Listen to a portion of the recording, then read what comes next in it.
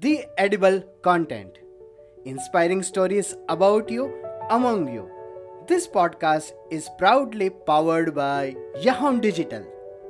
Let's share it and let's nail it. Namaste from Ahmedabad to all of you. I welcome you to this amazing podcast, The Edible Content, and we are ready with our very first guest who is from Philippines, and we are going to deep dive in one of the most discussed topic, and which really many people face today problems. And as we all discussed earlier, that we are going to deep dive into different industries, their challenges, and we are going to talk about all those things with our guest. So today we have someone very special who is a retired teacher and an author, and we'll also discuss and we'll also know from our guest about his author journey and all those things, his experiences, and what he has to share about today's topic. We have today very amazing topic with us.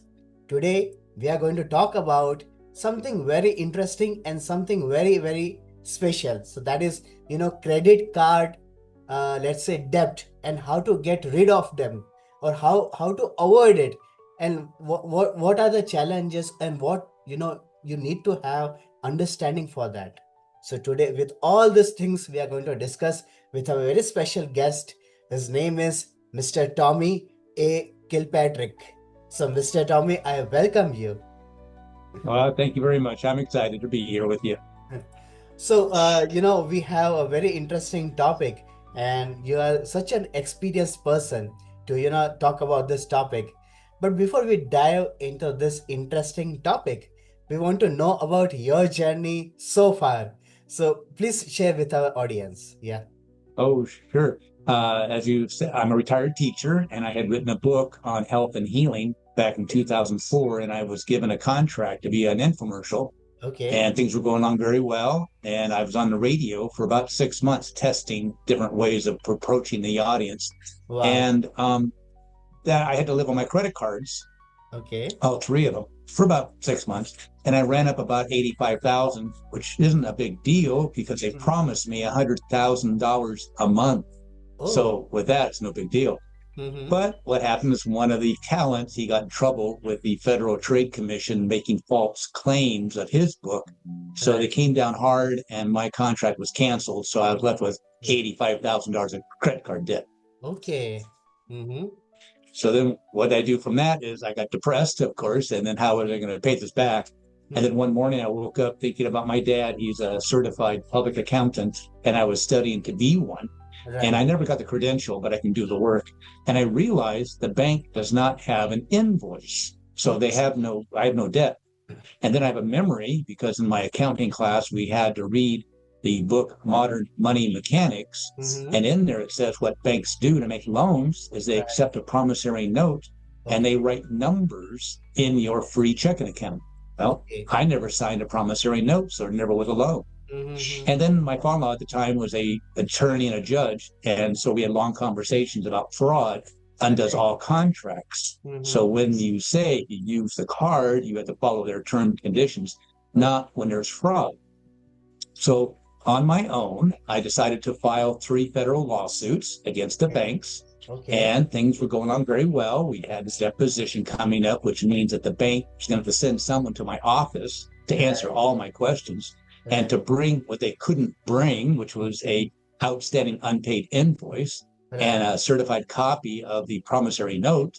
So I was called in by the judge, and that's very unusual.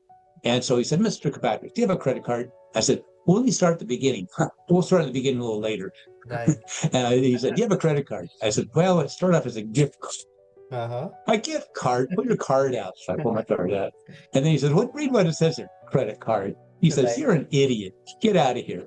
So he dismissed all 3 cases against the banks. But a month later, I looked at my credit report and lo and behold, it was gone. All 3 banks were off my credit report and my score increased. So how did that happen? That's because I exposing the banks of their crimes. So that's what I am. I am let's say, a victim's rights advocate. I'm trying to get to you and your audience to explain this is worldwide, that the bank is committing bank fraud and you are a victim, and I'm your advocate, and there is a solution. Not getting out of debt, but getting out of being a victim. Okay. So you don't need to believe anything I have to say today. I sent you some show notes, and in there there's some links so you can verify what I'm saying is true, and send this to anyone who's had one class of accounting or anyone who's been in business. They will know what I'm saying is true. They just had never thought of it before. Mm-hmm. So law is language and language is law. So if you use the language of the criminal, you're never going to win the argument. So if you say you have debt, you've got debt. There's nothing to do about it. But we Right. watch TV and we see a crime being committed, a bank robbery, Mm-hmm. and they always say alleged. Well, that's all I want you and your audience to do is add one word, is alleged. So now we have alleged credit card debt. Oh, okay. So friends, you see that, sometimes the terminologists find it very simple, but it has a very hidden and very in-depth meanings, and you need to have to find solutions for that, and we have someone who has already been through this journey. So all these links which will be shared by him will put in on the show notes when we publish this episode. So, Mr. Tommy, yeah, you shared, your entire thing that gone through all these difficulties. But before we deep dive into this amazing topic, I want to, ask you about your childhood few memories, if you can share with our audience. Oh, sure. Well, I remember I was I had a mom and a dad, so we were a perfect family. I had two older brothers, Right? and when I was 7, I was a little entrepreneur. I baked a cake and made some Kool-Aid, we called it back then, a drink. And friends of mine came over. They didn't have any money, so I told them, "You go get me 3 paying customers, and I'll give you a slice of cake." Mm-hmm. So already back then. And then when I was 14, no, when I was 15, I was a diver. I worked in Okay. the port, scraping barnacles off the boat. So I was very well paid. And so I had a wonderful life, graduated early and went to work, and then realized that that's not the place. So I went to college to be a certified public accountant and never got the credential, but I can do the work. So that's a little bit of my background. I had a wonderful life and wonderful childhood. Right, right, right. And you have been throughout your journey or and your memories with Philippines, or earlier you were in USA and then you shifted to Philippines. Right. I was born and raised in California, Southern California. So I thought I'd Okay. never leave. And then the wife of 28 years, about 13 years ago, said, "Get out and take the dog with you." So Oh. I left on a journey, and Hmm. I was homeless. I technically still am homeless, but that's by choice. And I Right. took a vow of poverty for 10 years because I never felt being poor. So I wanted to feel what it was like to be hungry at night and not have a place to stay. I Hmm. was never dirty. I was never a drug addict. So I never took charity. I wouldn't let people put me up in a hotel, but I would work a deal out with them. I would do something for you, and then they would exchange and do something for me. Hmm. So and then I ended up in Maine, and then I thought I was going to die on the farm. We had 100 animals, we had all kinds of a great life. The crops were coming in, and then things happened. So I found myself on the outside. So I decided to go to the Philippines, to what we say here is Nagapangita Asawa. I came here looking for a wife, Okay. which I Okay. have now. I'm not a wife, but I have a fiance. So life Right. is good. And I came here to teach the farmers how to build dome houses with Okay. bamboo and vertical gardening. So you don't Yeah. have to bend over doing that thing we've been doing for 10,000 years. It's a better Right. way of growing food. Right. And Right. the other one is to open up a clinic, a self-managed medical clinic is a plan. So I wrote a book on the forgive and forget, how to nuke your credit card debt. And so I'm doing a podcast to get popularity of it and then help people too. And then through that financing, or that we'll finance what I'm trying to do here in the Philippines. So that's what I'm up to. Right, right, right. You shared, a lot of interesting things that your purpose to come to Philippines, and you're, nicely, educating the people of, Philippines about the this, farming and all those things. And most interestingly, that you, looking and you are wishing to get popularity through podcast, and we wish you that more and more people follow you and your learnings. It's a great experience. So there are true credit cards, and that's when you go to a store and they actually sell you a product, and that's fine. And what you do is you look at the store card or Walmart or an Amazon card, and on the back, if it says Bank of India, Bank of Tokyo, Bank of London, Bank of America, then Right. it's not a true credit card. So Okay. what we do is we send a letter and we get the evidence that there was a crime committed. But then Mhm. the other side to it is the bank then says they made a loan. Mhm. So if you say that the bank made a loan, okay, when you apply for a loan and you're turned down. Now, Sumant, if you're turned down by the bank, do you still get the loan? Okay.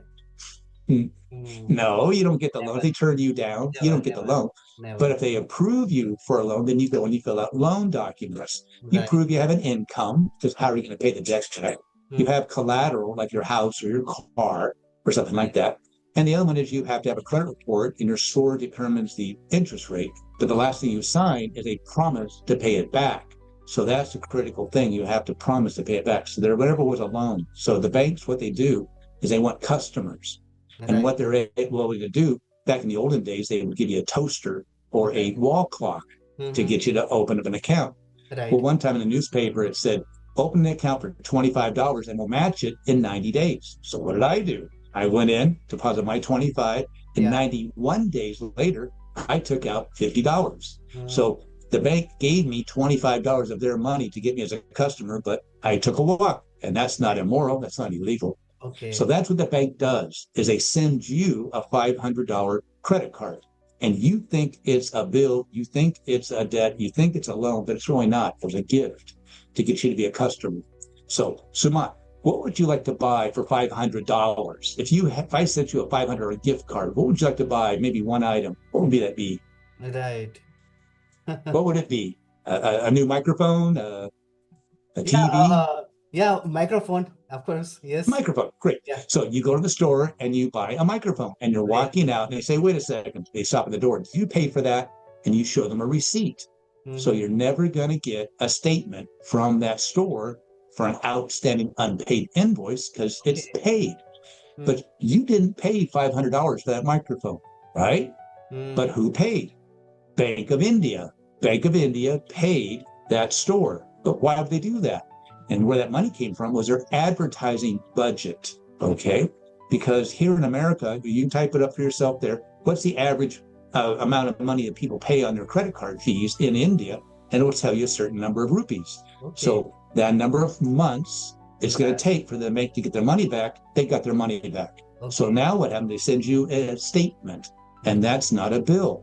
Mm-hmm. What it is just telling you that where you spent your gift card. But you're a Okay. good person. You've been lied to and indoctrinated and brainwashed. You think you should do it, so you do it. You send $500 to Bank of India. They Right. put that into a checking account, Mm-hmm. and that's technically a loan. This is for most people. I've never heard of this before. When you Okay. go into a bank with no money, you hope to come out with money by a loan. When you take money and leave it with the bank, that's actually loaning money to the bank. So the Okay. banks are only about loans. Mm. So every purchase you've made since the first one has been with your own money. So Right. that credit card was actually, as the term of the criminal, it was a gift card. And then once you sent money to that bank, it turned into a debit card. So every month you've been sending money to the bank, loaning them money, and you use that money with your debit card. It's not a credit card. So how we do is we notify the authorities of the crime that's been committed, and then Mm. we send that letter to the bank, Bank of India, and say you've committed a crime, and we want you to clean up our credit report or remove this from our credit. And that's happened. It takes about 45 days. Right. So that's the process we do all around the world. Oh, okay. And when we talk about this credit card debt, so is it easily traceable, or is it something hidden that we normally, as a normal user, they don't easily, find it? Is it traceable? We can easily find it or not? Well, when you say credit card debt, you've got a debt, you owe the money, there's nothing you can do. Everybody knows it's a debt. You go to court, the attorneys know this, the judges know this, the whole country knows this. Everyone's telling you the lie, and so you're indoctrinated. So if you say you've got credit card debt, you've got it. I can't help you. But if you say alleged, and now we know it's bank issued alleged credit card debt, that's what we can deal with. So we make the bank provide the evidence that there's a loan or a bill, and if they show that, then pay it. But if they don't have it, you've been lied to and you've been deceived. And that's what I'm trying to do is you're a victim of a bank worldwide bank fraud. Right, right. And I wanted to understand and learn from you that a person who is already using credit card, what are the best things or best practices that you suggest that they should be using credit card accordingly? Sure. Now, here's the funny thing. And you can ask me, do I have a credit card? Yes. And then how'd that happen? Well, I was on the road. I was off grid in a sense, what we say. I didn't have an ID. It took me a while to get my ID all back together again. And Right. then I knowing I was going to get an airline ticket, I had to use a credit card. Okay. Okay. And then to rent a car, I had to have a credit card. So I applied to Capital One for a $500 credit card and they gave it to me. That's the important word. They Okay. gave me the credit card, which is a gift. Mm-hmm. Now, when I had no score and no credit history, how did I get the card? I Okay. was a previous customer. Oh, okay. That's one of the banks I sued, and for them was 35,000. Oh, So they had me in their system as a good customer because again, they want me as a customer. They're right. gonna know I'll be paying rupees every month. So that's what I do. I don't get you out of debt. I get you out of being a crime victim. Now I Okay. educate you on how to turn right around and get a credit card. Now Mm-hmm. you know what the story is. So you're not going to use any of them that have an annual fee. I Mm-hmm. talked to one podcaster, he's spending $800 for an annual fee, and Oh. that's for a free checking account. That's crazy. Mm-hmm. So I also teach you how to get your score up because I had no score. Once they gave me the credit card, I got a 525 score. A Right. month later, I had gotten a small loan from a credit union and then went to 625. So Mm-hmm. what you want to do is use 10%. So every month I buy something for $50 and I know I have the money. Okay. Mm-hmm. So I always pay before, never to be late, and they will never make a penny off of me. All right. And Right. that boosted my score up to I'm over 700. So you Right. can do this. You can be not a victim anymore. And if you wish to go back into it, I explained what the problem is because you're going to be a victim of their theft. Mm-hmm. Now, when they say they have a $500 credit limit Yeah. and they lower you down, Mm. oh, they lowered my credit limit down. No, the bank stole $250 from your account. Oh. Oh, they closed my account. No, they stole all of your money and you really can't get that back.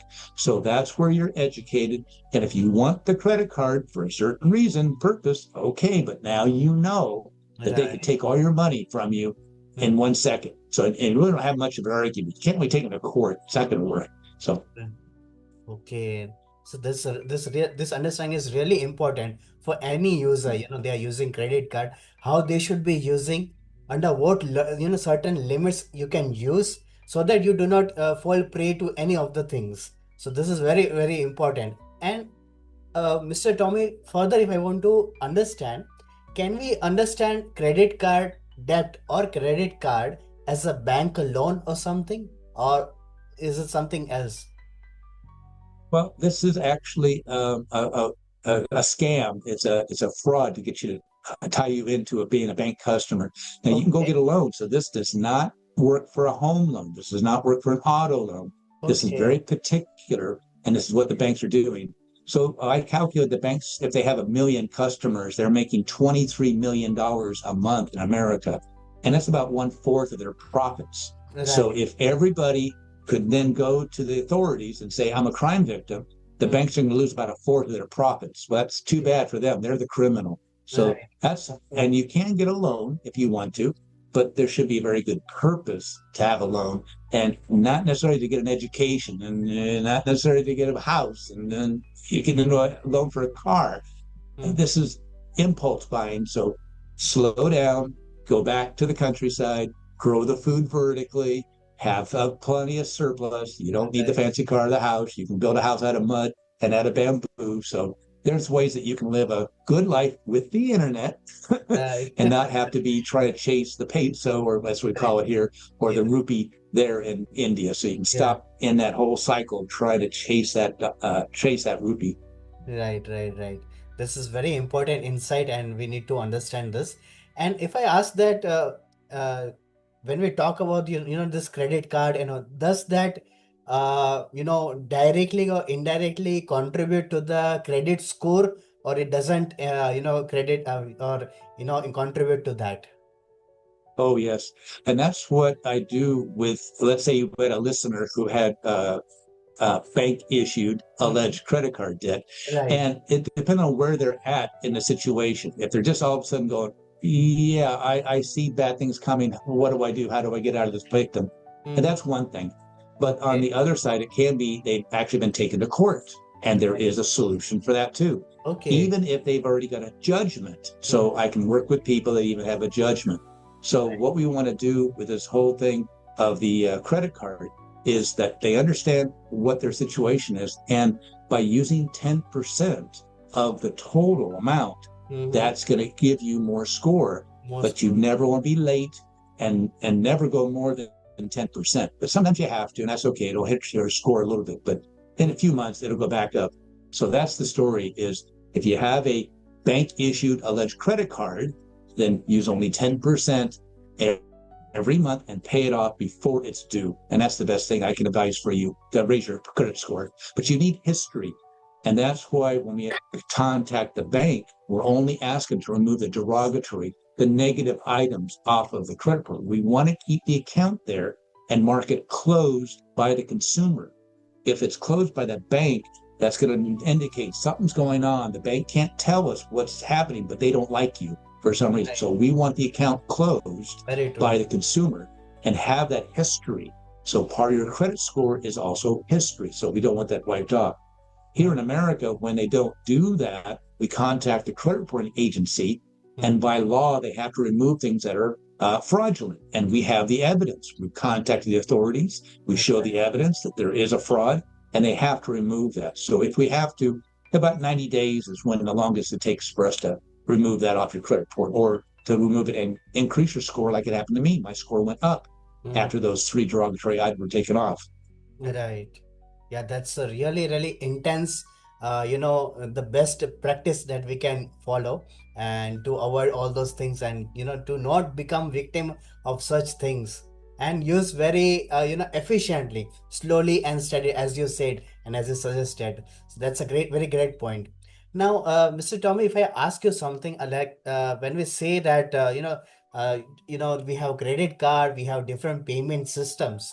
So, as per your observation, what common challenges today you normally notice when we talk about payment systems or credit card Mhm. systems or something? What challenges do you find today? Sure. For those listeners who say, Tommy's crazy, I'm not going to do that, that's fine. So you've got these credit cards and you got the debt. Okay, we'll start with that. What you want to do is go to the highest interest one and pay that one off, Right. and they will maybe close your account. Well, there you go. Then Mhm. you go to the next one and pay that one all off. So you make the minimum payments on all the cards, but you want to pay that one off and then move the next one, move the next one. So it all helps your score if you pay them off and give it 6 months or 9 months and then Right. properly use it by, as I say, Mhm. 10% every month. And then that will give you a score back up again. So that was helpful for people who've got the debt, who want to get rid of the debt. That's fine. And pay it off. They think they owe it. That's fine. No problem with me. So that's what you can do.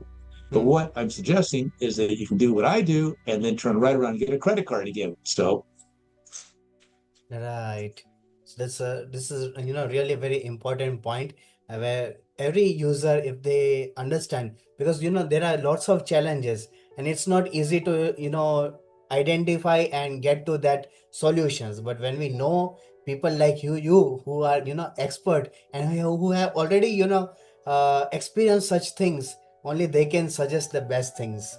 So I was reading about your book, and I was going through the details, and I found that you have somewhere you have written that sending a letter to the bank about the credit card. That can you please explain how that process already actually that works? Oh, sure. It's really simple. Is that one, if you are a crime victim, Right. well, then you need the evidence. And the evidence is going to be your credit report Yeah. that's going to show this bank being a credit card. Well, we know right there they can't ever issue a credit card because they were never a merchant. They Right. never sold you tires. They never sold you the microphone. They never came out to your house and did a plumbing job. So Mm. they didn't do any Right. services. They don't have an invoice. Right. So that's the first thing we do is we need the evidence and right there. Then we need to complain. And you don't go to your local police. That's not it. But there are agencies of the federal agencies that overlook the bank. So you file a complaint with them. Now you're a victim. Now you have proof and evidence of that. So then you Right. send a letter to the bank. And Mm. what you're asking for is to close your free checking account. Now, Mm. how difficult is that? Mhm. But in this case, when you go into a bank and you close your account, they say, "Oh, sorry, Sumant, we love you as a customer. Sorry to see you go, and here's your 500 rupees." There Mhm. you go. In this case, so take your money out first, then send the letter to the bank. And you're asking the bank to close the account. It's a free checking account. They didn't charge you, so it's got to be a free checking account associated with that card. And Mhm. they will do that because you're asking to close the account. Right. But in that letter, you have the explanation, and they certainly don't want this publicized. Okay. So when this is all laid out to them, they're just going to go click and they'll remove the things off your credit report and have you still have that good standing account closed by you, but still has history. And Mm. that's the best thing. And if they don't do that, then the next thing is to go to the agency that oversees the credit. And that's where we can get that removed off your credit report. Okay. Mm-hmm. This It's very, simple. yeah, very very simple, and to the point if we understand properly. Very true. Now, if I ask you, Mr. Tommy, that when we say that as per your suggestions and as per your observation and your experience, that if you want to use credit card, it should be used in a certain limit, certain time period, and whatever we purchase, that should be into the record, or that should be in the statement. Then only it is that shows as a proof. Is that something we need to focus on, that we Well, yeah. yeah, when you make a purchase, then you got to kind of think of it two ways. Or you think about it a credit card debt, and there's not much I can do about that. But if you take the truth of it, is that you have a debit card, and you got to see it that way. So their bank is charging you interest and late fees and even cash advance fees, which is crazy to Mm. be charged money for your own money in there and you want to draw it as cash. But Right. that's how they got it set up. So if you're trying to work with a system, it's not easy. So in one sense, you can not eliminate your credit card debt, realize that you're a victim and you can have these accounts closed, then Right. turn right around and open a new account Mm. with a credit card. But now you're starting with the knowledge that this is my money into that account and I've loaned the money to the bank. I take the risk Mm. that they could close the account and I will lose all my money, which is but it gives you a credit score, and you Right. need that for the home loan. So Right. it's a game. It's kind of like you have to deal with the devil in that sense. So at least you come up with the knowledge that you're fine. And Mhm. other people on one in the show notes, there's a guy on YouTube that talks about going into a bank and doing what I did, and he's made $361. Oh. Well, why not have a half a million rupees Mhm. on your credit cards and then use them because it's a Right. gift and then send a letter to the bank to close the checking account. It Right. was no different when the bank gave me $25 when they said, "Here's the deal, deposit 25 and we'll match it." Well, this one here is you apply or they don't even apply. Sometimes they sent them to people that were pre-approved. They didn't even ask for it. But you can if you want to do that. Now, some way, some people finance. I know one guy had 750,000 of credit card debt, and so he Right. saw it that way. So I couldn't help him. Mm. But it could have been just gone in 45 days. It could have been all eliminated. But he chose to do a bankruptcy. What can I say? Do what you want to do. Mm. That's one of your options. Right, right, right. That's very really, a matter to understand and to put into the practice whenever it is possible.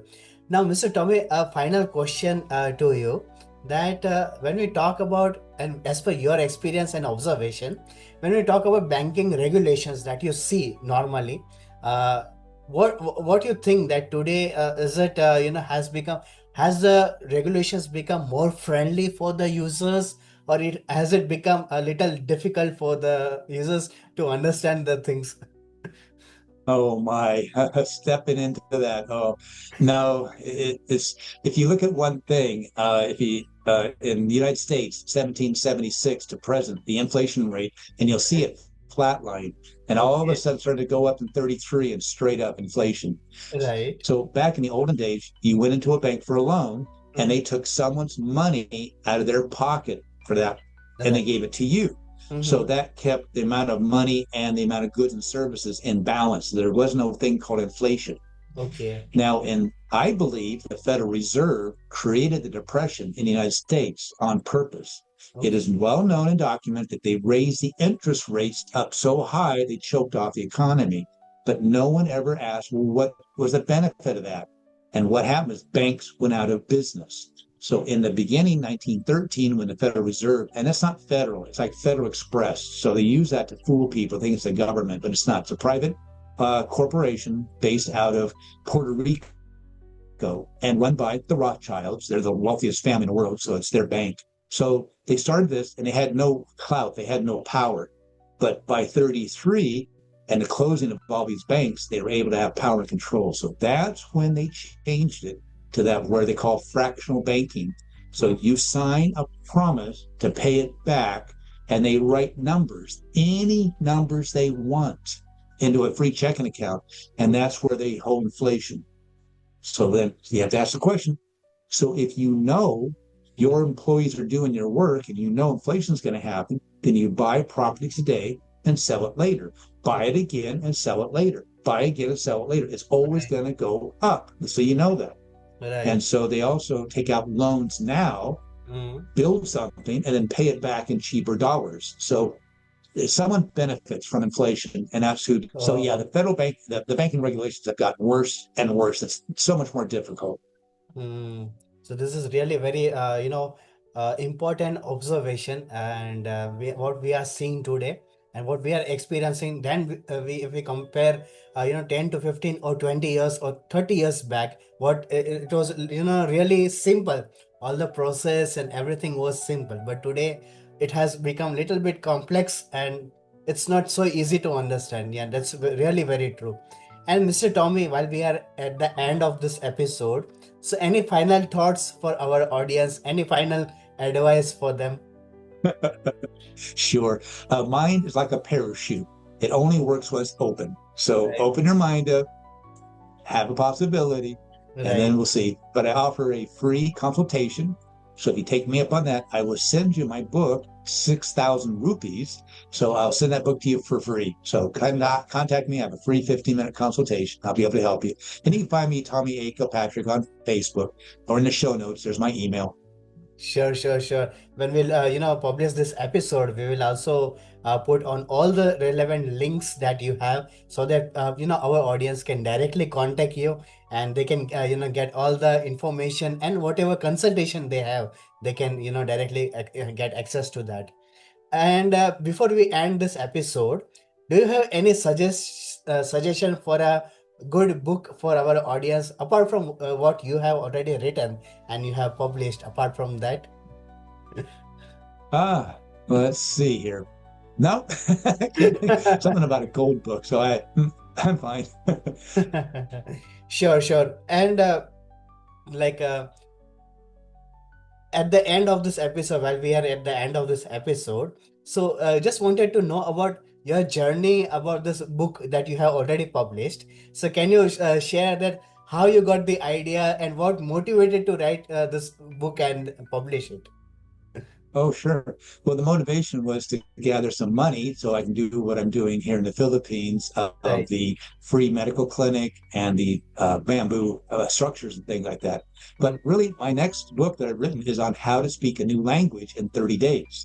So Oh, I'll be back on maybe in the future, but the book is coming. And right now it's on Hiligaynon, which is the third most popular language in the Philippines. But that's the area I live in. That's my fiance. So I'll do another one on Subano, which is the second, and then Tagalog, which is the first. But after that, I'll do one actually in Hindi. So I want to do them from all the languages. It's a revolutionary way of wow. speaking a new language and reading and writing. And you don't have to learn it from a book. There's no Right, grammar. You don't have to go to school. It's right. what you're interested in. And it's a very quick and easy way. And you can learn the language and speak, read, and write it in 30 days. So that's what I'm up to now. Right, right, right. And we wish you all the best and for all your upcoming works and all the publishers. And we wish that more and more people join and get your thoughts, your learnings, and they implement in their life and they prosper. And while you Yep. have Sounds great. today you have spent time with us to share all the important insights regarding credit card and what are the challenges and all those things. So we are so thankful to you for all your insights for our audience. Thank you so much. You're welcome. Success to you too, my friend. Thank you so much. Thank you for your time. So, friends, today we had an amazing conversation with Mr. Tommy, who discussed about, credit card debts and its challenges and how to get rid of the things which are not so open for people, but, we have to deep down into those things and identify the best way for that. So in the same manner, for the upcoming episodes, we'll invite people like him, and we'll discuss on different topics, different industries, and what are the challenges and how we can get rid of such challenges. So for that, thank you so much all to listening, and we'll stay tuned for no more and more episodes. Thank you so much. The edible content. Inspiring stories about you, among you. This podcast is proudly powered by Yahoo Digital. Let's share it and let's nail it.